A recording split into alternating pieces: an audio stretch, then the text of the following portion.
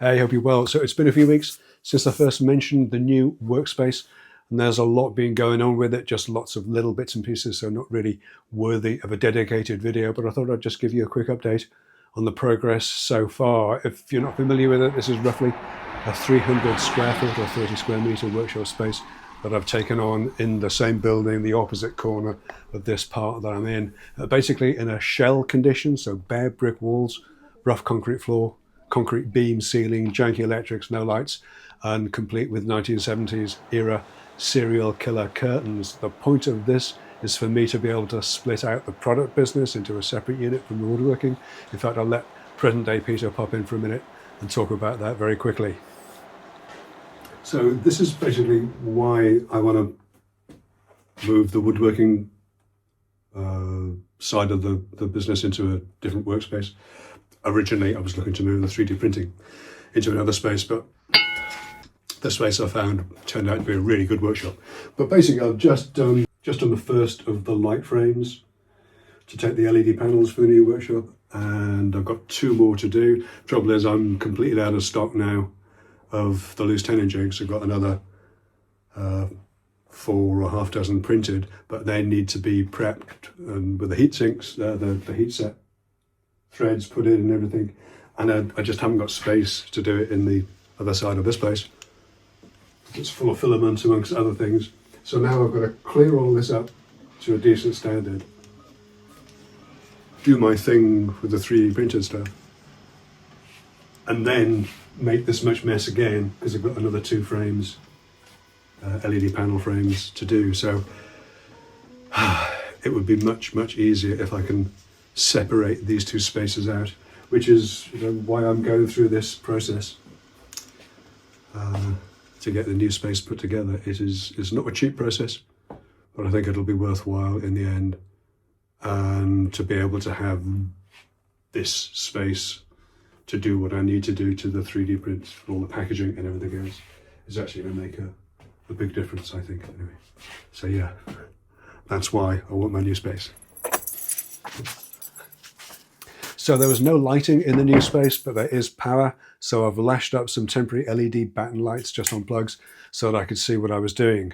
Now, the day I formally took the space on, I was up bright and early and off to Heathrow with my friends from Mirka to take a tour of the Mirka HQ factory in Finland. And thanks so much to Mirka for the opportunity. It's such a pleasure to catch up with a few old friends in the business and to meet some new ones too, especially on the painting and decorating side of things. We had a fantastic few days, but I got to confess I was itching to get back into the new space and crack on with everything. Now, if you caught the first video, you might remember that there was a touch of damp in one corner, and we have identified an external problem that's now been fixed, but as a general precaution, I bought a dehumidifier and a couple of monitors, and with the dehumidifier running, the relative humidity in the space is now at a much more comfortable 50-odd%, helped along, I'm sure, with getting the doors and windows open and the air flowing through, as the space has basically been sealed up for years. I took down all the old metal conduit and disused wiring from the ceiling, along with the old fluorescent light fittings and the random lengths of wood and curtain track too. I really don't want to know what it was used for before, and having all that clear gave me a much better idea of what was needed.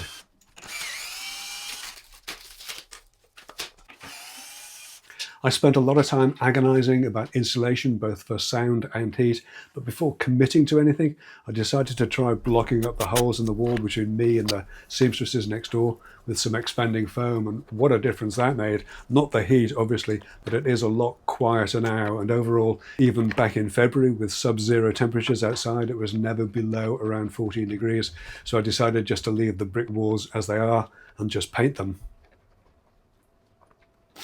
Those 1970s serial killer curtains had to go, and I replaced them with some cheap and equally 1970s bamboo blinds, which I've got to say are kind of growing on me, but they'll do the job just fine for the moment.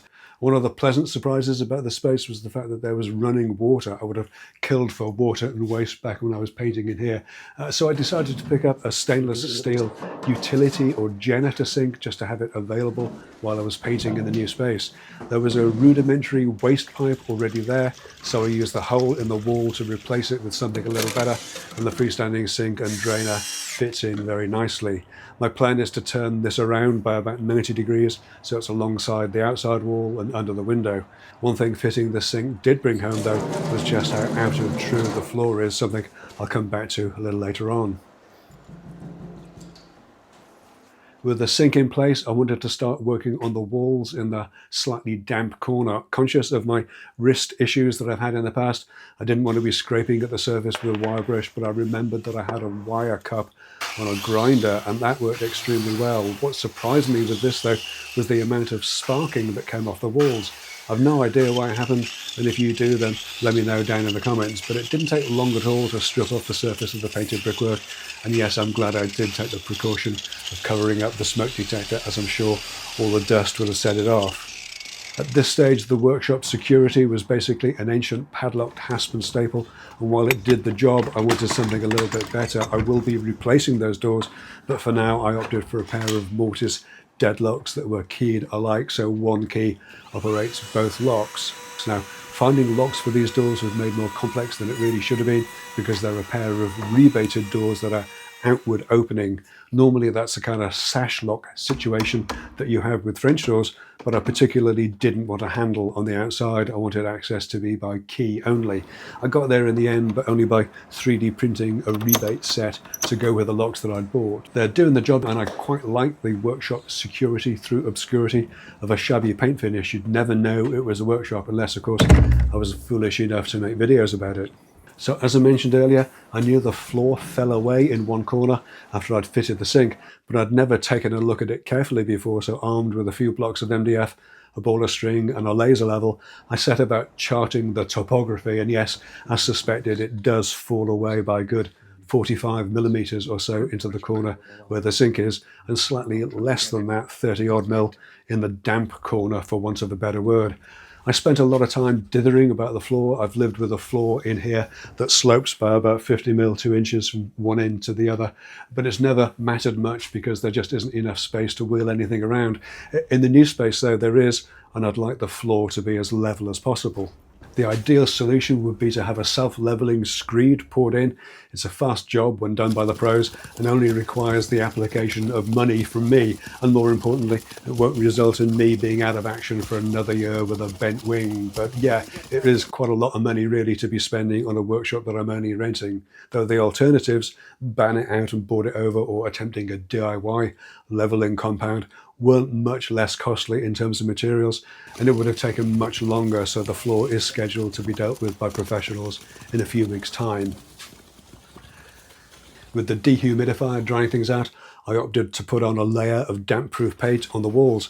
This goes on a dark blue colour, but it goes black as it dries. I had plenty left, so I decided to use it up on the floor.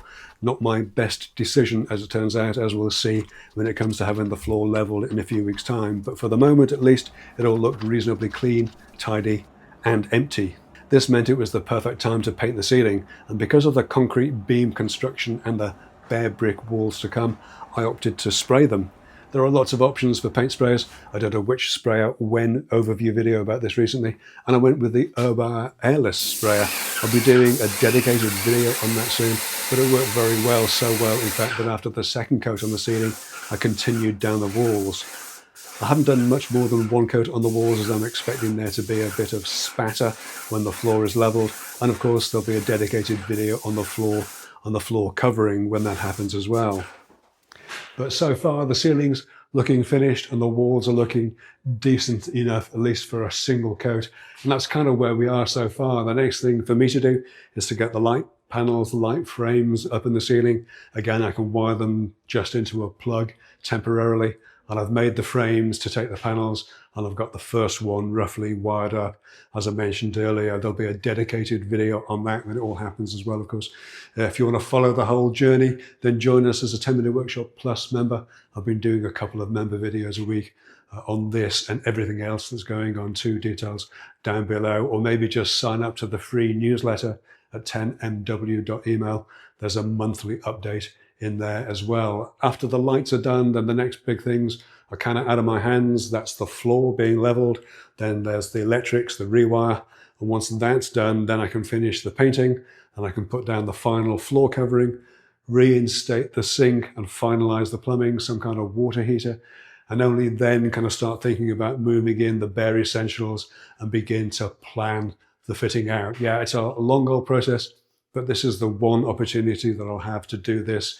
And it takes as long as it takes if you want to do it right. If you want to join me on this journey, then keep watching, keep subscribing, and there'll be more videos along very soon. Right, take care.